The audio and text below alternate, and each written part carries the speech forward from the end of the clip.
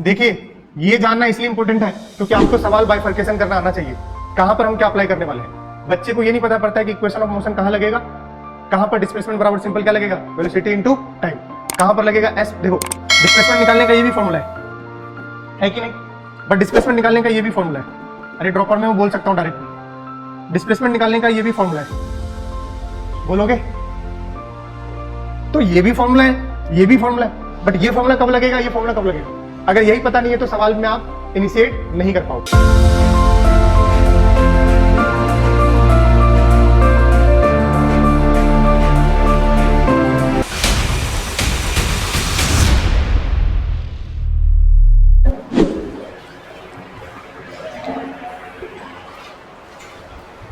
Lecture 3 में क्या क्या पढ़ा था हमने,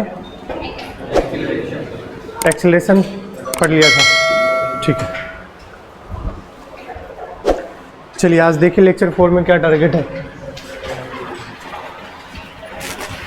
एक्सेलरेशन में कुछ प्रॉब्लम्स किए थे क्या, तो अभी कुछ प्रॉब्लम्स और देखेंगे, इसका इंपॉर्टेंट बातें देखेंगे, फिर इक्वेशन ऑफ, फिर path of particle, variety of problems फिर से किसी पे ही एक्सेलरेशन पे ही देखेंगे क्योंकि ये पूरा अभी क्या चल रहा होगा, एक्सेलरेशन। एंड देन फिर डिस्प्लेसमेंट इन nth सेकंड। आपको इक्वेशन ऑफ मोशन तो अभी नहीं पढ़ा है ना, ठीक। चलिए पहला स्टेटमेंट आपके सामने, बताइए ट्रू है या फॉल्स है।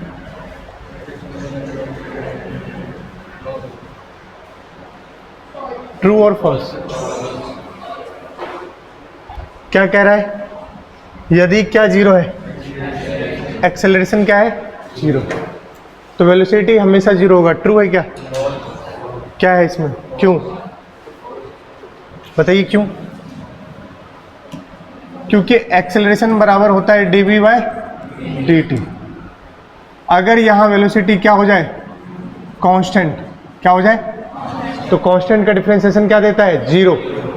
तो मतलब अगर वेलोसिटी अपने पास क्या भी रहे तो एक्सेलरेशन जीरो हो सकता है, कांस्टेंट भी रहे तो एक्सेलरेशन क्या हो सकता है, जीरो। तो कह रहा है कि यदि एक्सेलरेशन क्या है तो वेलोसिटी हमेशा क्या होगा, जीरो। ये कैसा स्टेटमेंट है, गलत, क्योंकि अगर वेलोसिटी कांस्टेंट भी हुआ तब भी एक्सेलरेशन क्या हो सकता है, जीरो। तो स्टेटमेंट है। नेक्स्ट स्टेटमेंट बताइए, if velocity is zero for an instant then acceleration will be zero।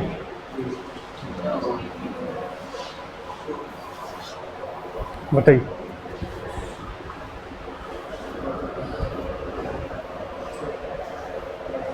बताइए क्या है आंसर, ट्रू।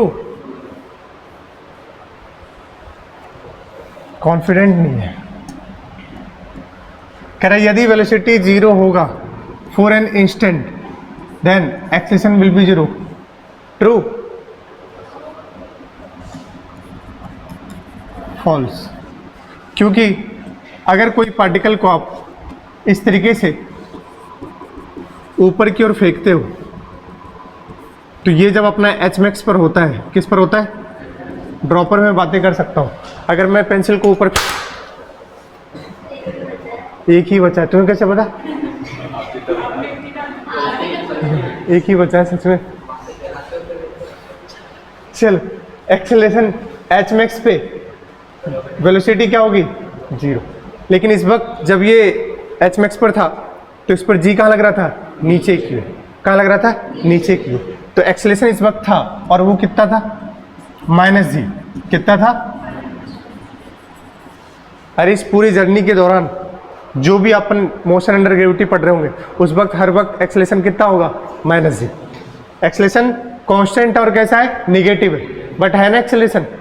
तो आप ये नहीं कह सकते कि अगर कभी वेलोसिटी जीरो हुआ, क्योंकि इस इंस्टेंट पे वेलोसिटी क्या होगी, जीरो, बट उस मोमेंट पे एक्सेलरेशन तो है, और इनफैक्ट हर मोमेंट पे क्या है, एक्सेलरेशन है। तो अगर आपसे कोई कहे velocity zero for an instant then acceleration will be zero, false. बोलो सही है क्या, मैं रफ्तार में जा रहा हूँ क्या, आपको समझ नहीं आ रहा है, ये समझ नहीं आया, एक्सेलरेशन जीरो तो वेलोसिटी हमेशा जीरो होगा, गलत है सरासर, क्योंकि कांस्टेंट भी हो सकता है, तब भी क्या होगा एक्सेलरेशन जीरो। वेलोसिटी अगर किसी इंस्टेंट के लिए क्या ऐसा है जीरो है, तो आपसे क्या कह रहा है, then acceleration will be zero. कैसा स्टेटमेंट है, फॉल्स, क्योंकि जब हम मोशन अंडर ग्रेविटी का केस पढ़ते हैं तो top most particle, top most point पर वेलोसिटी क्या होती है जीरो, बट उस वक्त एक्सेलरेशन होती है, कितना होती है, लास्ट बताइए, if velocity is zero for an interval then acceleration will be zero.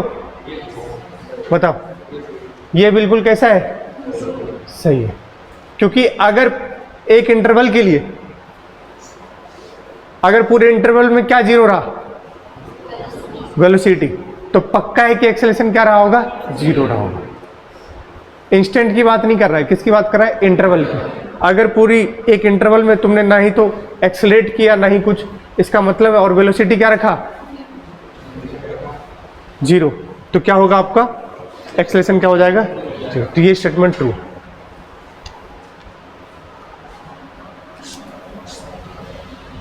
For a moving body at any instant of time find given statement true और फॉल्स। पहला देखिए, खटाखट मुझे बताते चलेगा, if the body is not moving the acceleration is necessarily zero.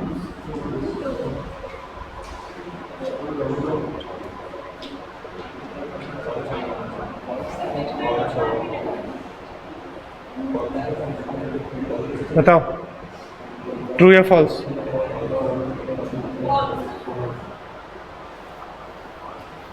अच्छा एक बात बताओ, ये इस तरीके से रखा हुआ है, इस पे एक्सेलरेशन नहीं है, कहाँ है, नीचे की ओर, बॉडी मूविंग नहीं है। अलग बात है कि हम लोग सब कुछ नहीं है तो ग्राउंड फ्रेम को ही क्या मानेंगे, रेफरेंस फ्रेम, तो ये किस पर है, रेस्ट पे, बट इस पर जी कहाँ लग रहा है, नीचे, और हर पल लग रहा है, जो भी चीज़ है आपके पास। कह रहा है यदि बॉडी मूविंग नहीं है, तो बच्चा अक्सर क्या सोचता है, ऐसे मूव करा के सोचता है, अरे भाई मोशन अंडर ग्रेविटी का भी केस सोचो, क्योंकि वो नीचे से आपसे कहा है क्या मोशन अंडर ग्रेविटी को नहीं सोचना है, नहीं कहा है ना, तो आप हर केस को सोचोगे। अगर ये यहाँ पर रखा हुआ है टेबल पर, तो इसका भी क्या लग रहा है, जी, मेरे हाथ में ये है तो इसका भी क्या लग रहा है, जी, तो जी तो है, जी क्या है, एक्सेलरेशन। तो कह रहा है बॉडी इज नॉट मूविंग, ये कोई मूव अभी ऐसे है तो मूव नहीं कर रहा, बट इस पर जी कहाँ लग रहा है, नीचे, एक्सेलरेशन है, तो कह रहा है एक्सेलरेशन इज इनिशियली जीरो। कैसा स्टेटमेंट है ये, आप बार बार बच्चा क्या करता है, मैं फिर से कह रहा हूं, वह सोचता है मूव करा करके, कैसे मूव करा करके, जो मूविंग बॉडी है उसी को देख के सोच रहा है, समझ गए, मोशन अंडर ग्रेविटी का केस भूल जाता है। इस सवाल में भी ओए आपस में डिस्कस नहीं, मोशन अंडर ग्रेविटी का केस इस सवाल में भी बच्चे भूल जाते हैं, इसलिए क्या बोल देते हैं, ट्रू बोल देते हैं। तो मोशन अंडर ग्रेविटी को ध्यान रखिएगा। अगला स्टेटमेंट पढ़िए जरा, if the body is slowing the retardation is negative. तुम्हें बताया था रिटार्डेशन मतलब एक्सेलरेशन कभी भी निगेटिव, रिटार्डेशन मतलब होता है एक्सेलरेशन वेलोसिटी का क्या है, अपोजिट। क्यों निगेटिव होगा, अगर वेलोसिटी इधर है, सुनना ध्यान से मेरी बात, तो एक्सेलरेशन किधर होगा, पॉजिटिव डायरेक्शन में होगा। रिटार्डेशन का मतलब कभी भी एक्सेलरेशन निगेटिव नहीं होता है, क्या होता है मतलब, opposite to velocity of acceleration. तुम्हें बता चुका हूं, ये भी स्टेटमेंट कैसा हो जाएगा, फॉल्स। फिर से बता रहा हूं, फिर बता चुका हूं मैं, रिटार्डेशन मतलब वेलोसिटी का अपोजिट है कौन, एक्सेलरेशन, नेगेटिव से कोई मतलब नहीं। If the body is slowing the distance is negative, ये तो कभी भी जीवन में डिस्टेंस तो ऑलवेज इंक्रीजिंग और क्या रहेगा, पॉजिटिव।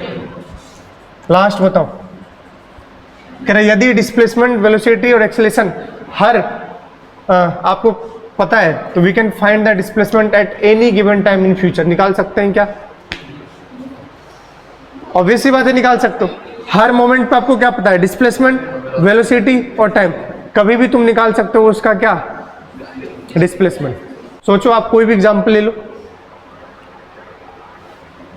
डिस्प्लेसमेंट से क्या मिलेगा, वेलोसिटी से क्या मिलेगा, सोचो तुम्हें, सॉरी क्या मिलेगा, सोचो तुम्हें एक्सेलरेशन पता है, तो एक्सेलरेशन से कहाँ पहुंचोगे, वेलोसिटी से कहाँ पहुंचोगे, तो कभी भी निकाल सकते हो, क्योंकि वो बोल रहा है आर नोन, ये सब तुम्हें पता है। बोलिए भैया,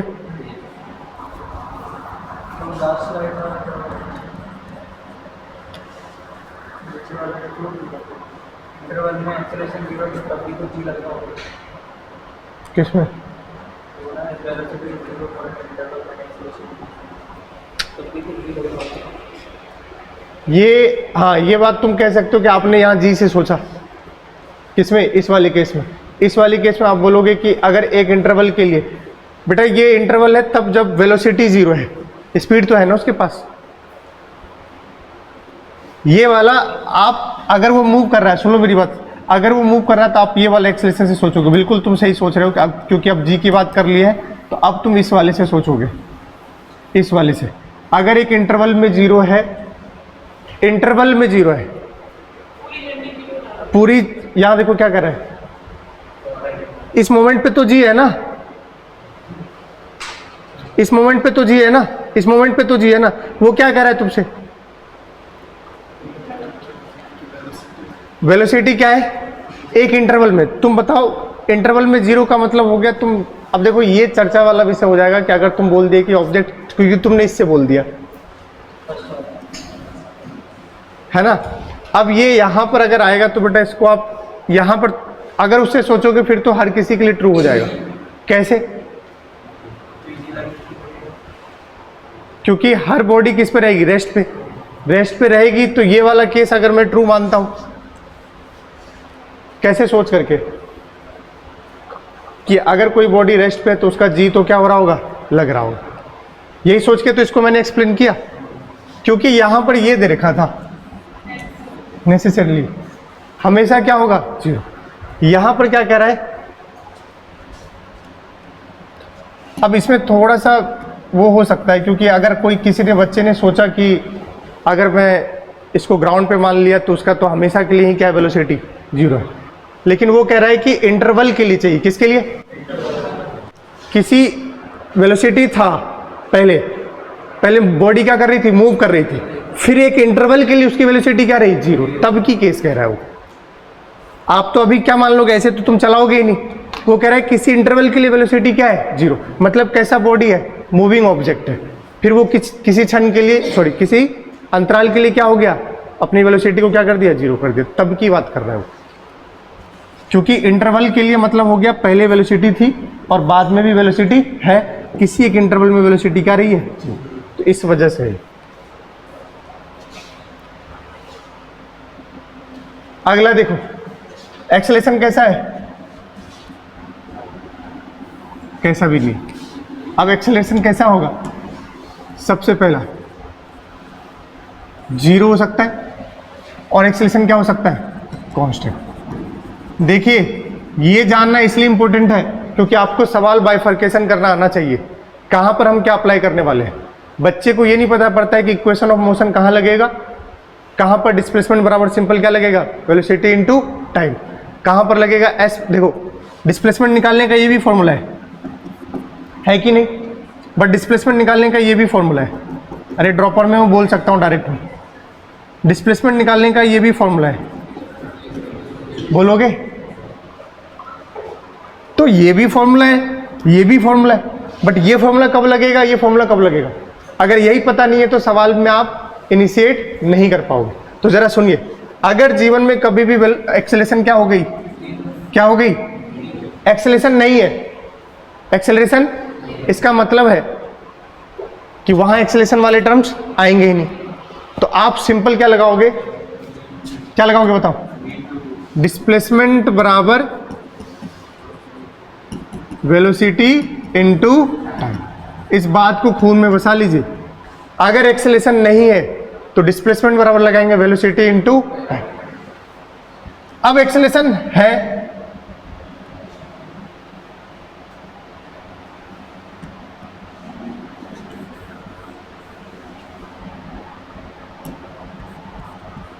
इसका मतलब क्या हुआ? है। अब है तो दो बात होगी, या तो कांस्टेंट होगी या तो हर पल चेंज हो रही होगी, और वो वेरिएबल क्या होगा? बढ़ भी सकता है और घट भी सकता है। तो बताओ एक्सेलरेशन है तो क्या है? कांस्टेंट है। और बताओ, और नहीं तो क्या है? वेरिएबल। अब कांस्टेंट अगर है तो कौन वैलिड होगा यहां पर? इक्वेशन ऑफ मोशन क्या है अभी वो मैं बता रहा हूं। और कितने इक्वेशन ऑफ मोशन होंगे? v बराबर u plus a t, s बराबर U T plus half a t और v स्क्वायर। अब सुनिए मेरी बात, ये पूरी फिजिक्स के लिए है। बोले तो मैं पढ़ा रहा हूँ इलेक्ट्रोस्टैटिक, क्या पढ़ाऊंगा? कोई चार्ज है Q, इसको इलेक्ट्रिक फील्ड में रख देंगे, इस पे फोर्स क्या लगेगा? Q इंटू ई। ड्रॉपर थोड़ी बहुत याद है क्या? 12th में पढ़े होंगे आप। F बराबर होता है Q इंटू ई, A बराबर होता है F बाय तो क्यू ई बाय। अब चार्ज का वैल्यू तो आप चेंज करोगे नहीं, क्या रहेगा? कांस्टेंट। और हम जो ये इलेक्ट्रिक फील्ड रखते हैं यूनिफॉर्म रखते हैं, क्या रखते हैं? तो इलेक्ट्रिक फील्ड भी क्या हो गया और मास भी क्या है, पूरा ये टर्म क्या हो गया?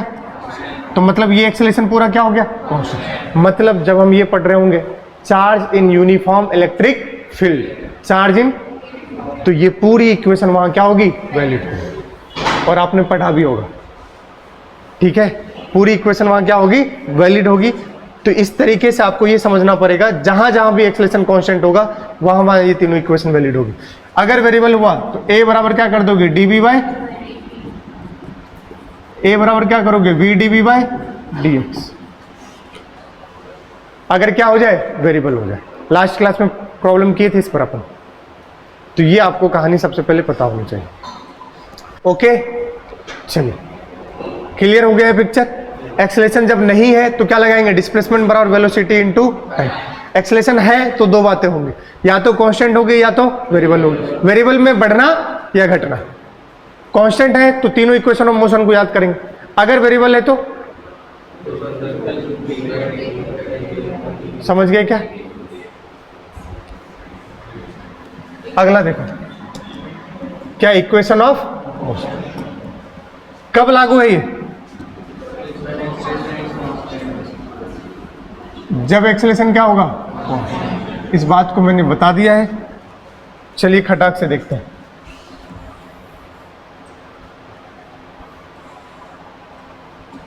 पहला इक्वेशन ऑफ मोशन बोलिए।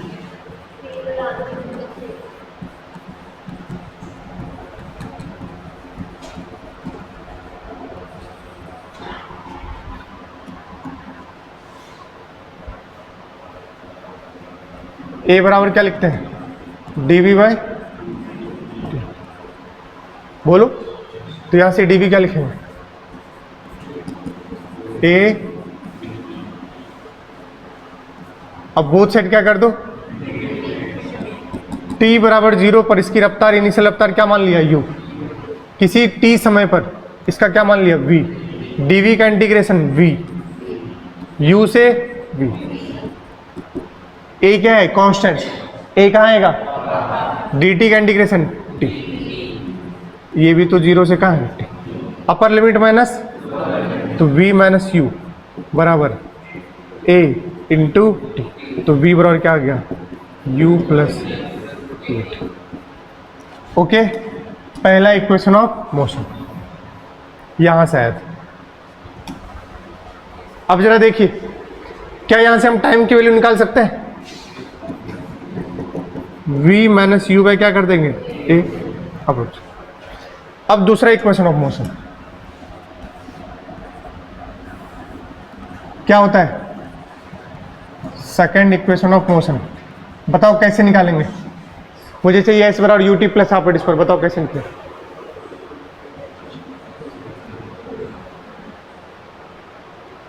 इससे निकल आएगा।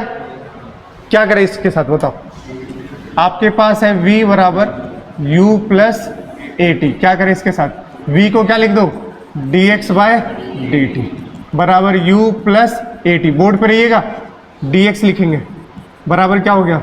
u dt plus a T D T. Both side क्या कर देंगे? इंटीग्रेशन। d के साथ जो चिपका होता है लिमिट हमेशा उसकी चढ़ेगी, x की। मान लेते हैं इनिशियल कितना है? नहीं मानना है, x इनिशियल मान लो। और यहाँ क्या मान लो? x 0 से टी, 0 से टी, dx का x, लिमिट x इनिशियल से x फाइनल, u बाहर, dt का t प्लस u भी तो कांस्टेंट है, अब a भी क्या है कांस्टेंट, a कहाँ गया बाहर, t dt का t स्क्वायर बाय 2, क्या तुम्हें दिखा, इसको लिखोगे x final minus x initial u t plus half a t square, इसी को x final minus x initial को ही बोलते हैं डिस्प्लेसमेंट, तो लिख देंगे s बराबर u t प्लस हाफ। अब सुनिएगा ध्यान से, गधेरा हो, जीवन में कभी भी s यहाँ पर डिस्टेंस नहीं देगा, क्या देगा, डिस्प्लेसमेंट, इस बात को खून में बसा लीजिए। एक्सेलेरेशन गिवन है, सब कुछ गिवन है, बच्चे को पूछा गया डिस्टेंस, बैठ गया निकालने के लिए, क्या s बराबर u t plus half a t square, वहीं खत्म हो जाओगे। थर्ड इक्वेशन ऑफ मोशन, बताओ क्या करेंगे थर्ड इक्वेशन ऑफ मोशन को निकालने के लिए, क्या इस टाइम की वैल्यू इस वाली इक्वेशन में पुटा दे तो हमारा क्या आ जाएगा थर्ड इक्वेशन ऑफ मोशन, वो मैं पुटा के नहीं दिखाने वाला हूं। Put the value of t बराबर v minus u by a in equation s बराबर u t प्लस, जब आप रखोगे तो आपके पास दिखेगा v स्क्वायर बराबर u स्क्वायर प्लस 2a, बोलो सही है क्या, यही है थर्ड इक्वेशन ऑफ मोशन।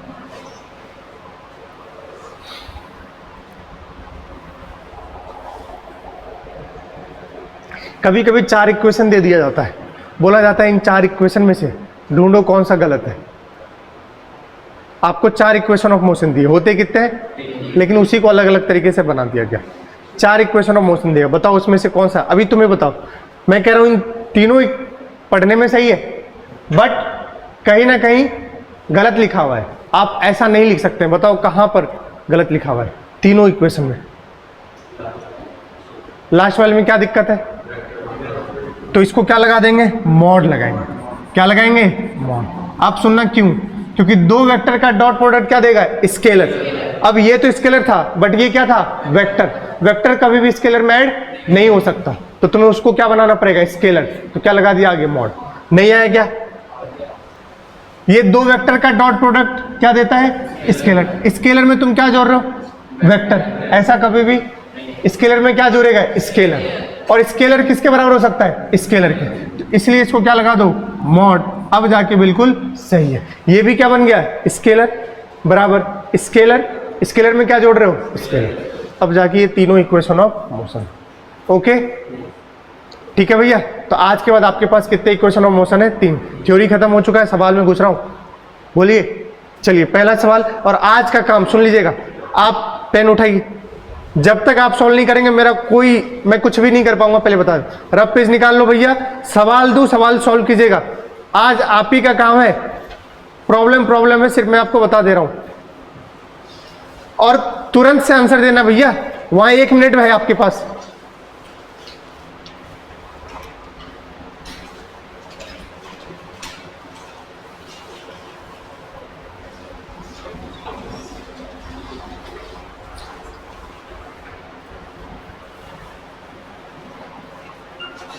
आगे स्पीड है इसकी, बाकी इसके अलावा मैं कुछ भी नहीं बता रहा, और पीछे एक्सेलरेशन है, यूनिट भी दिख रहा होगा, 4 मीटर पर सेकंड स्क्वायर है।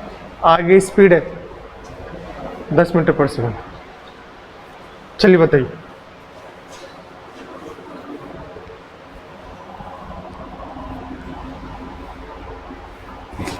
हेलो हेलो,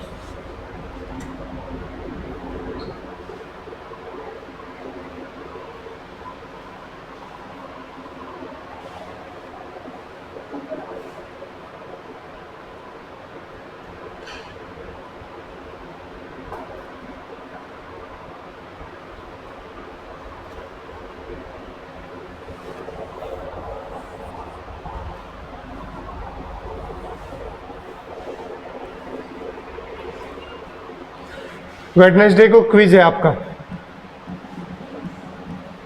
40 क्वेश्चन का।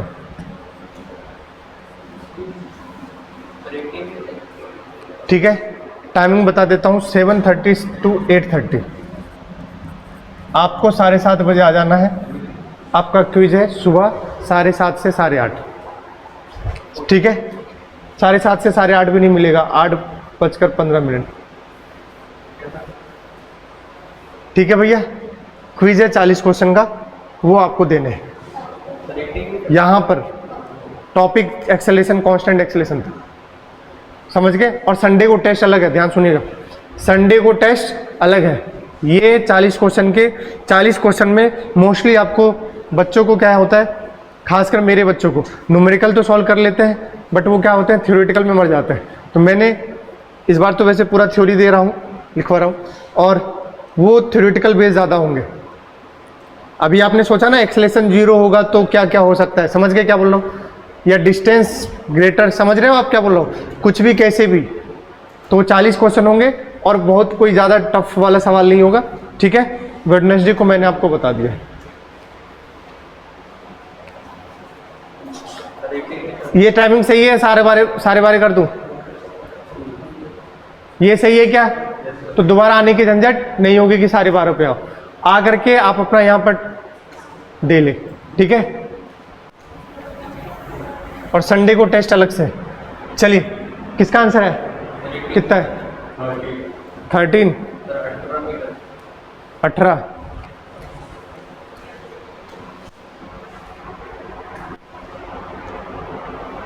इकलौता एक बच्चा है जो जवाब दे रहा है, 2 बच्चे हैं बस, चाहे गलत सही। 14 13। चलिए देखिए, पहली चीज आपको देखकर ही 10 बार बताऊं क्या पूछा है, तो क्या हो जाओ, अटेंटिव हो जाओ, कहीं तुमसे पंगे तो नहीं करवा रहा।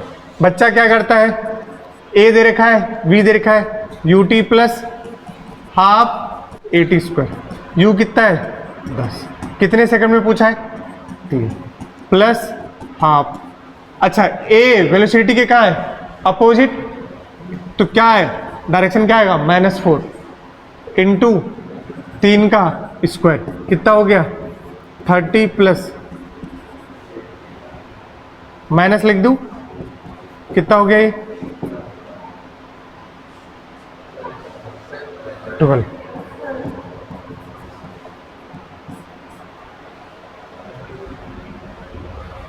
पहली चीज, ये 3 सेकंड में क्या देगा, डिस्प्लेसमेंट। एस क्या देता है, डिस्प्लेसमेंट, डिस्टेंस नहीं देता। पहली बात, अगर कोई बच्चा ये निकाल के सोचता है तो ये बेटा जी क्या है, डिस्प्लेसमेंट। हाँ, अगर इस सवाल में पूछा होता find displacement travelled in 3 second, तो आंसर कितना था 12। अब पहली चीज, दूसरी चीज आपको ये समझना पड़ेगा कि भाई अगर कोई पार्टिकल इस तरीके से है, तो मैं 10 बार बता चुका हूं, वेलोसिटी आगे और पीछे क्या है, एक्सेलरेशन। ये कौन सा केस होता है, रिटार्डेशन का। कौन सा केस है, और रिटार्डेशन अगर है, इसका मतलब है कि ये पलटी मार सकता है। मतलब अगर मेरी वेलोसिटी इधर है और एक्सेलरेशन पीछे है, तो मेरी वेलोसिटी धीरे धीरे क्या हो सकती है, कम होगी, कम होते होते क्या होगी 0, और 0 होकर के किधर जाएगी, एक्सेलरेशन। हमेशा पार्टिकल किसकी डायरेक्शन को अचीव करना चाहता है, एक्सेलरेशन की डायरेक्शन को। ऑब्वियस सी बात है, जिधर एक्सेलरेशन है उधर नेट फोर्स है, क्या है, तो कोई भी चीज किधर जाएगी, नेट फोर्स की डायरेक्शन में। तो हमेशा पार्टिकल किसकी डायरेक्शन को अचीव करना चाहती है, एक्सेलरेशन की डायरेक्शन को। तो अब जरा समझिएगा, तो यहां पर स्पीड क्या होगी, कम होगी, और कम होते होते एक समय क्या हो जाएगी 0, और 0 होएगी तो क्या मारेगा ये, पलटी। और तुम्हें याद करो, पलटी वाला एक सवाल करवा चुका हूं भाई। अगर मैं यहां से चला चला चला, वेलोसिटी 0 हुई, वापस पीछे आया, तो ये पूरा चला हुआ क्या कहलाता है, डिस्टेंस। और जितना आगे चले और जितना उसको माइनस करेंगे तो क्या मिलेगा, डिस्प्लेसमेंट। आपने कितना बताया था बेटा, चलो अब इसको पहले चेक करेंगे। पहले क्या करेंगे, चेक करेंगे कब पलटी मारेगा। तो बताओ पलटी पॉइंट के लिए क्या करते थे, वेलोसिटी 0। अब v लिखो, u प्लस AT, बोलिए v बराबर u प्लस 80।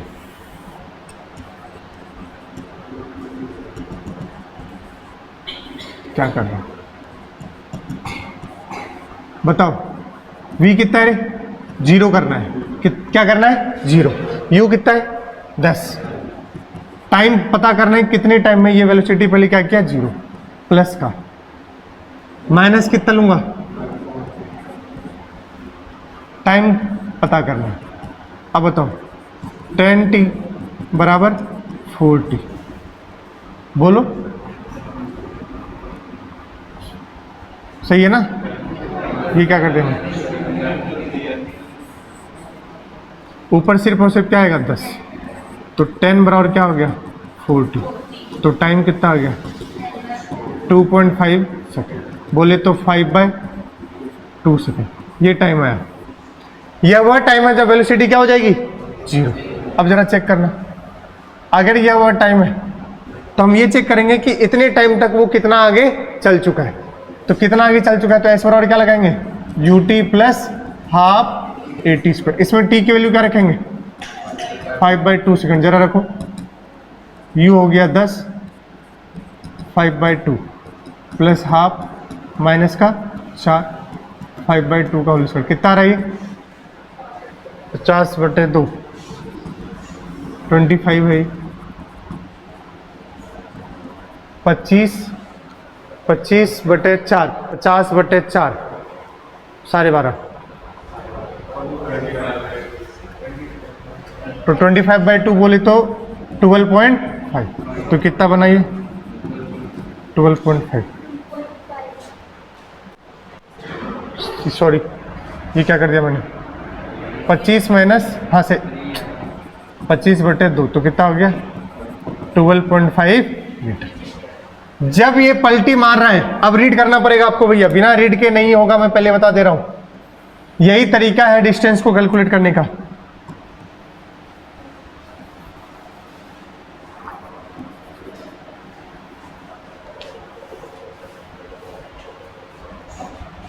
पलटी मारने तक ये पार्टिकल कहां चल गया था?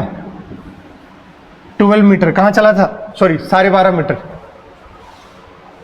कितना चला था? तो 12.5 मीटर चला था। कहां? आगे। अब यहां पर पलटी इसने क्या कर दिया? जी। अब पीछे 3 सेकंड पे कहां पर है? 3 सेकंड पर 12 मीटर। 12.5 ऐसे जाएगा और 12 कहां आएगा? पीछे। तो कितना आगे चला? 12.5 और पीछे कितना आ गया? 0.5। 12.5 कहां चला? आगे। 0.5 कहां चला? पीछे। तो टोटल कितना हो गया डिस्टेंस? तो आंसर कितना है? 13। यही आंसर है 13 मीटर। नहीं आया समझ में? सर जी हमने क्या किया? वेलोसिटी देखा कब 0 होगा, क्योंकि इस वाले केस में क्या हो सकता है? वेलोसिटी 0 होगी और कहाँ आ सकता है? पीछे। तो जितना आगे चला प्लस जितना पीछे चला, दोनों को क्या करेंगे? जोड़ेंगे। तो आगे कितना चला उसके लिए हमने पहले, उसने पूछा था 3 सेकंड में। भाई 3 सेकंड में रखेंगे तो ये मुझे डिस्टेंस देगा, डिस्प्लेसमेंट। तो अब इससे तो काम नहीं चलेगा। हमने वेलोसिटी चेक कर लिया, कितना है वेलोसिटी 0 कितने सेकंड पर? 5/2 सेकंड। 5/2 सेकंड में पार्टिकल कहाँ जा चुका है? 12.5। फिर 3 सेकंड पे कहाँ पर है? 12 पर। तो 12.5 और 3 सेकंड पे 12 पे, तो और पीछे कितना है? 0.5। तो टोटल डिस्टेंस कितना चला? 13 मीटर।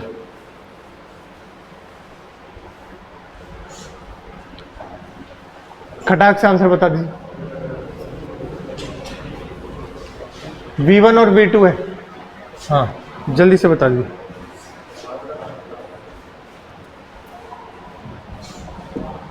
इंपॉर्टेंट रिजल्ट है, इसको रिजल्ट्स की तरह भी रखने हैं आपको।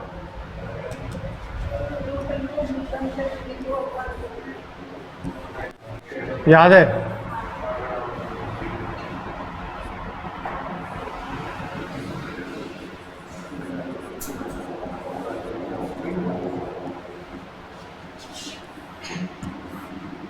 भैया इसका आंसर रटा होना चाहिए, डायरेक्ट आता है क्वेश्चन में, फिर से कह दे रहा हूं।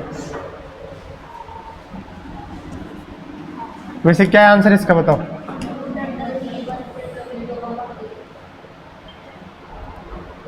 बस रटा हुआ ही है, ऐसा है क्या बेटा?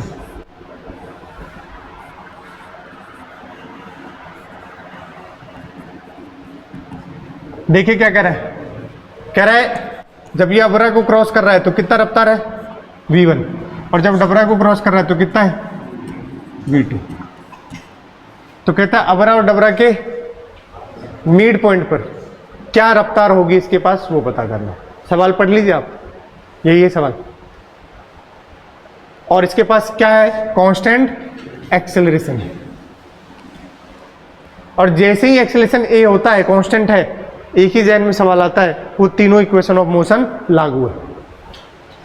यहां भी कैसे सोचा हमने, क्योंकि एक्सेलरेशन कितना था 4 और वो कांस्टेंट है, क्या है, तो कितने इक्वेशन ऑफ मोशन आएंगे 3, उन्हीं से खेला होगा। यहां कैसे सोचा, उसने साफ साफ दे रखा है कांस्टेंट एक्सेलरेशन कितना है मीटर पर सेकंड स्क्वायर। ओके, आ गया आंसर। तो बताइए सबसे पहले इन दोनों के बीच लगा दे, बोलो क्या लगा दो, वी स्क्वायर बराबर यू स्क्वायर प्लस 2s। बोलो इस वक्त फाइनल भी क्या है v2 का स्क्वायर, इनिशियल कितना है 2a। मान लो ये पूरी दूरी कितनी है d, कितनी है, तो इसका मिड पॉइंट ये कितना होगा d/2। ये समझ गए ना, ठीक है। तो ये मैं बोल रहा हूं, इसको इक्वेशन क्या बोल दिया। अब इन दोनों बीच लगा रहे, लगा सकते हैं क्या, यहां से इक्वेशन 2 निकाल लेंगे। बताओ इन दोनों के बीच में कितना लिखोगे इक्वेशन, डायरेक्ट बोल दो वी स्क्वायर बराबर यू स्क्वायर प्लस 2s। यहां भी बताओ कितना है v2 का स्क्वायर, u कितना है 2a, अब d/2।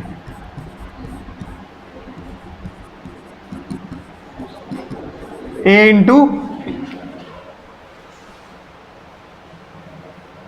यहां से a इंटू डी की वैल्यू आ जाएगी, बोलो। या तुम चाहो तो डायरेक्ट भी रख सकते हो, जैसे चाहे वैसे सॉल्व कर सकते हो। यहां से a इंटू डी की वैल्यू, या यहां से उठा के इसमें रख दो। यहां जो a इंटू डी है, ए डी क्या बनेगा, तुम अब यहां से तुम्हारा खेल है भैया, इसको उठा के इस इक्वेशन में रख दो।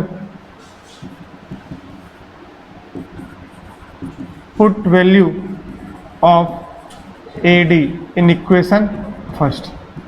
जरा रखो क्या दिख रहा है तुम्हें, v2 स्क्वायर बराबर 2v2 स्क्वायर माइनस, तो क्या बनाएगी v2 स्क्वायर बराबर 2v2 square minus 2v square. बोलो सही है, इसको इस साइड लेकर आओ, बाकी उसको उधर लेके जाओ। तो 2v स्क्वायर होगा v1 square plus 2v2 square minus v2 square. तो बताओ क्या आ गया, 2v2 square minus v2 square, v2 square, तो v1 square plus v2 square, तो v स्क्वायर हो गया v1 square plus v2 square by 2, तो v हो गया root under v1 square plus v2 square by. अगर ये फॉर्मूला याद रह जाए तो कोई बुरी बात नहीं है, डायरेक्ट आता है, इस पर बेस सवाल आता है, तो ये याद होने चाहिए आप। अगर कोई एक जगह से क्रॉस कर रहा है कितनी रफ्तार से, v1 से, और किसी दूसरी जगह v2 से, तो उनके मिड पॉइंट पे जो रफ्तार होती है उसका फॉर्मूला होता है root under v1 square plus v2 square by 2। ठीक है, क्या किया हमने, 2 बार लगाया थर्ड इक्वेशन ऑफ मोशन। कितनी बार, 2 बार। एक बार इनके बीच में लगाया और एक बार इनके बीच में।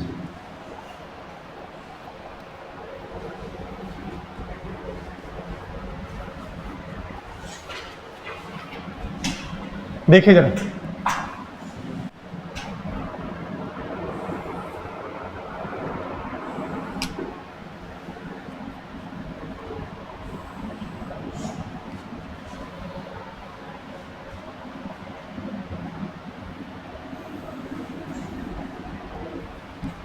ये पहला पाथ है, ये दूसरा पाथ है, ये तीसरा पाथ है, ये कौन सा पाथ है?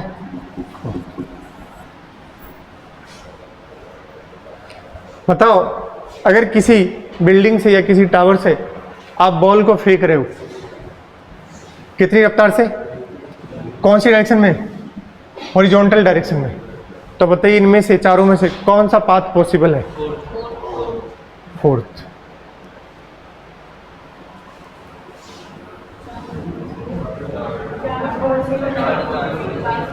चारों पॉसिबल है। अच्छा, कहाँ से हवा चली? अच्छा, तो हवा चल रही है क्या? तो फिर तुम क्यों चला रहे हो? बताओ कौन सा पाथ पॉसिबल? पहली बात तो सुनो,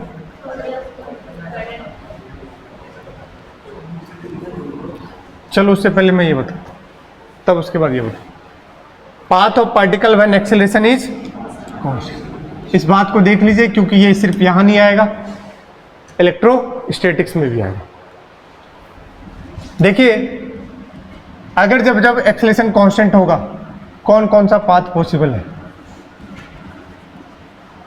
अगर आपके पास एक्सेलरेशन कैसा है? कांस्टेंट है, तो कितने पाथ पॉसिबल होते हैं? 2।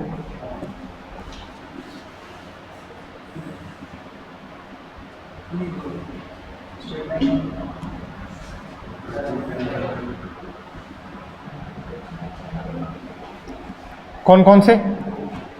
स्ट्रेट लाइन और कौन सा? पैराबोला। स्ट्रेट लाइन कब होगा? जब पैराबोला नहीं होगा, है ना? पैराबोला कब होगा? जब स्ट्रेट लाइन नहीं होगा। देखिए, स्ट्रेट लाइन कब कब होगा? स्ट्रेट लाइन 3 केस में होंगे।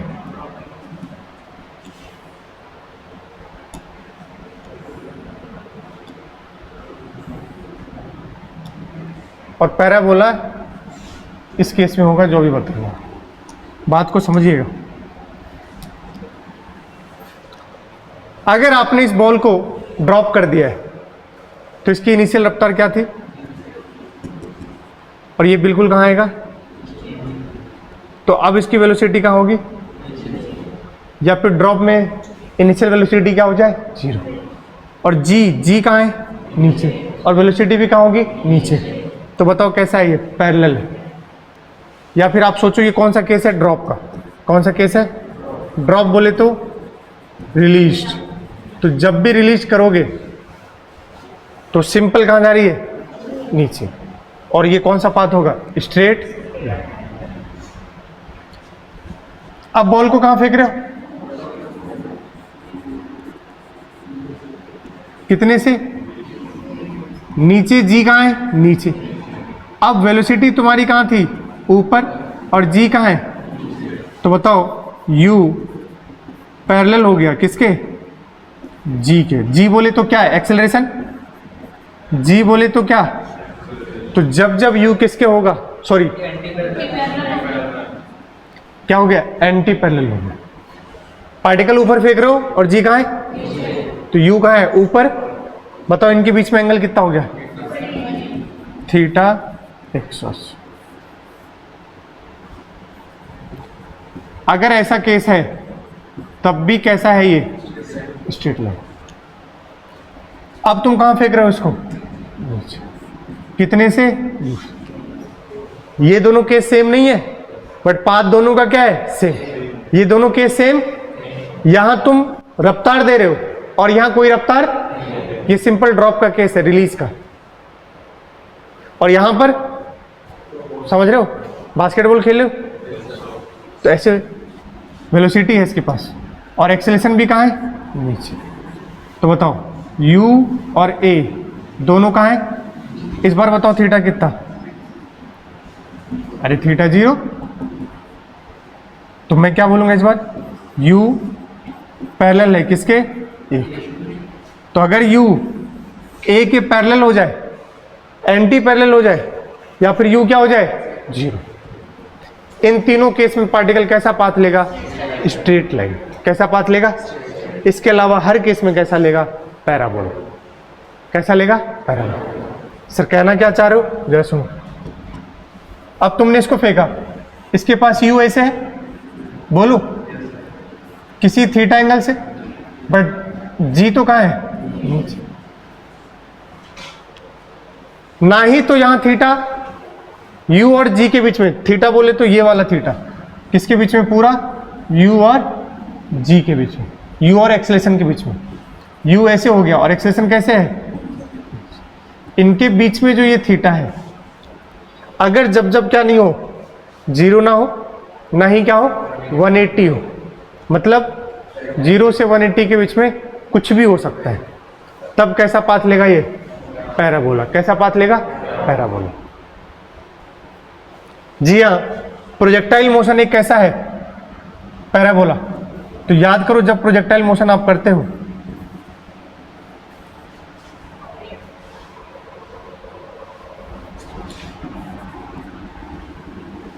इस u का थीटा से चिपका हुआ कितने कंपोनेंट होते हैं? एक u cos थीटा और एक कौन सा कंपोनेंट चेंज नहीं होता है? u cos theta. लेकिन यहां पाथ पहले तो कैसा लिया है? पैराबोला। समझाना क्या चाह रहा हूं, सुनो। एक्सेलेरेशन कहां है? नीचे। दोनों के बीच में देखो, ना ही तो जीरो एंगल है और ना ही 180, तो कैसा पाथ लेगा? पैराबोला। अच्छा, और एक इंपॉर्टेंट बात, वैसे मैंने ऑलरेडी पहले बता दिया आपको, अगर कभी भी आपकी वेलोसिटी किसके परपेंडिकुलर है? एक्सेलरेशन के, तो उसकी वेलोसिटी में कोई चेंज नहीं आएगा। एक्सेलरेशन की औकात नहीं है इतनी कि उसके परपेंडिकुलर वेलोसिटी वाली कंपोनेंट में क्या कर दे? चेंज कर दे। इस बात को ध्यान में बसा लीजिएगा, स्टेटमेंट से भी आ सकता है और सवाल भी आ सकता है। इसी वजह से प्रोजेक्टाइल मोशन में हॉरिजॉन्टल कंपोनेंट कभी भी चेंज नहीं होता। और कितना होता है? u cos theta. और पूरी जर्नी के दौरान u cos थीटा क्या रहता है? सेम। क्या रहता है? सेम। बहुत इंपॉर्टेंट है, खूब आएगा काम। पूरी जर्नी के दौरान u cos थीटा क्या रहता है? सेम। क्योंकि u cos थीटा और g एक्सेलेरेशन एक दूसरे के कैसे है? परपेंडिकुलर। कभी भी एक्सेलेरेशन जिस वेलोसिटी के परपेंडिकुलर होगा उसमें कभी भी चेंजेस नहीं लाएंगे। इस बात को ध्यान रखिएगा। हो सकता है आपको इक्वेशन दे दे और बोले ये एक्सेलेरेशन इसके परपेंडिकुलर है, बताओ इसके कौन से कंपोनेंट में चेंज आएगा? तो हमेशा कौन से वाले में? अगर मान लो एक्सेलेरेशन है माइनस जे में, किस में है? तो उसके कौन से कंपोनेंट में चेंज नहीं कर पाएगा वो? या प्लस आई या माइनस आई, जो भी परपेंडिकुलर होगा उसको। माइनस जे में तो परपेंडिकुलर कौन सा? प्लस आई। ये वाला भी क्या हो सकता है? परपेंडिकुलर। तो आपको ये देखना है कि अगर उसके परपेंडिकुलर है तो उस वाले में कोई चेंज नहीं आएगा। कुल मिला के मुद्दे की बात है कि पाथ ऑफ पार्टिकल कितने टाइप के? दो। जब क्या हो? एक्सेलेरेशन कांस्टेंट, या तो पैराबोला या तो स्ट्रेट लाइन। स्ट्रेट लाइन कब कब? जब रिलीज कर दोगे या नीचे फेंकोगे या फिर ऊपर फेंकोगे तो कैसा है? Straight line. अगर किसी एंगल पर फेंकोगे तो कैसा है? पैराबोला। बोलो सही है? अच्छा, हमेशा पाथ कोई भी पार्टिकल कैसे लेता है? पाथ ऐसे लेता है कि एक्सेलरेशन की डायरेक्शन को क्या करना चाहता है? अचीव करना चाहता है। जरा बात को समझिएगा। हर केस में देखो यही हाल है, हर केस में यही हाल है। सुन लीजिए ध्यान से। एक्सेलरेशन कहां है? नीचे। तो बिल्कुल कहां जा रहा है? नीचे। यहां भी तो इसलिए पाथ हमेशा कैसा है? स्ट्रेट है। अब सुनना, यहां तुमने इसको ऐसे फेंका बट एक्सेलरेशन कहां है? तो ये बताओ पाथ रियलिटी में कैसे जाएगा?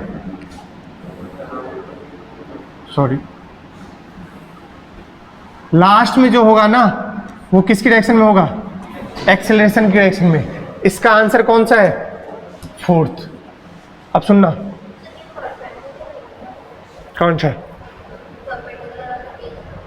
हाँ,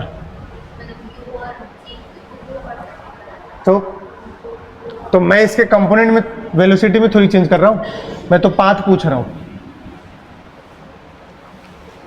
परपेंडिकुलर है तो पैराबोला बनेगा भाई। क्या बनेगा? तो ये पैराबोला, चारों पैराबोला है, बट इनमें से कौन सा पाथ होगा?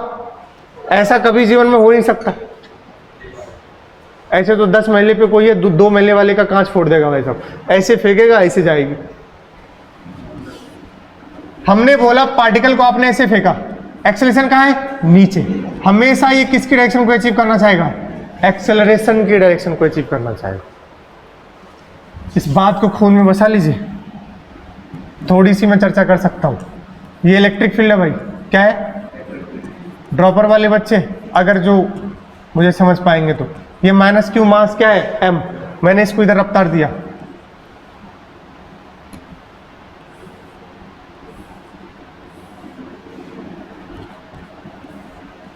First, second, third, fourth. बताओ कौन सा ज्यादा? ये इलेक्ट्रोस्टैटिक में एंटर कर चुका हूं। डरना मत भैया, जिसको नहीं पता इलेक्ट्रोस्टैटिक तो कोई बात नहीं, तुम्हें अभी जिसको नहीं पता कोई बात नहीं, बस आंसर बताओ मुझे। जिसको पता है इलेक्ट्रोस्टैटिक थोड़ा बहुत आता है, कौन सा है? इलेक्ट्रिक फील्ड नीचे।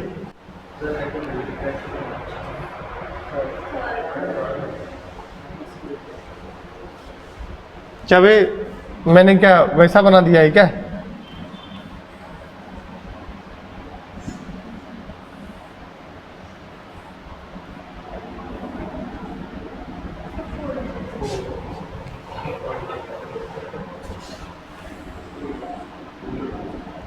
ये फिफ्थ है, बताओ कौन सा पाथ होगा?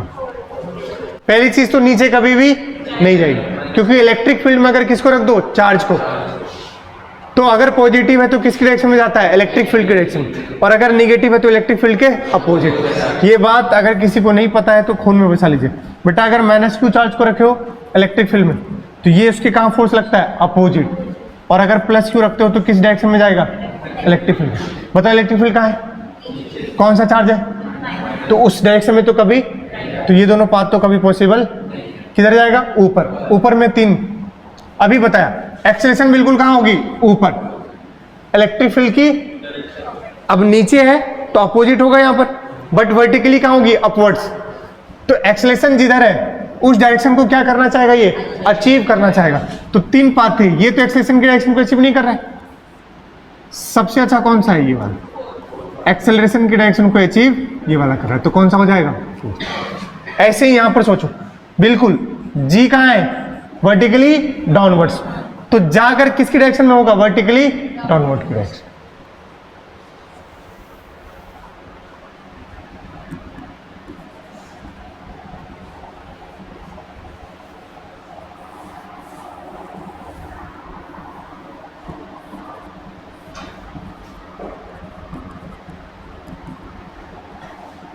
बताना आप कैसे पाथ ले गए?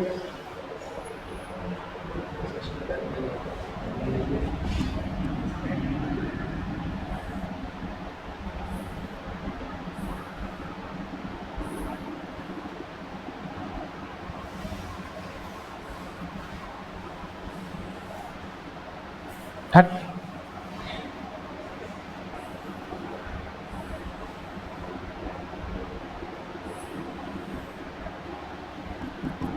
चलो ये 2 ही दिया, 3 सॉरी। बताओ कौन सी डायरेक्शन को अचीव? थर्ड। क्या सिखाया अभी? जिधर एक्सेलरेशन होगा उस डायरेक्शन में जाएगा। एक्सेलरेशन किधर है? इधर है, तो बच्चा ये ऐसे जाएगा। एक्सेलरेशन की डायरेक्शन को क्या करना चाहेगा? अचीव करना चाहेगा। ये वाला हो जाएगा। कॉन्सेप्ट वही है, बार बार सवाल बदल रहा है, बोलिएगा। अरे क्यों मिटा दिया? समझ गए ना? यहां कौन सा पाथ होगा? थर्ड। जिधर एक्सेलरेशन है उसके डायरेक्शन को क्या करना चाहेगा? अचीव करना चाहेगा।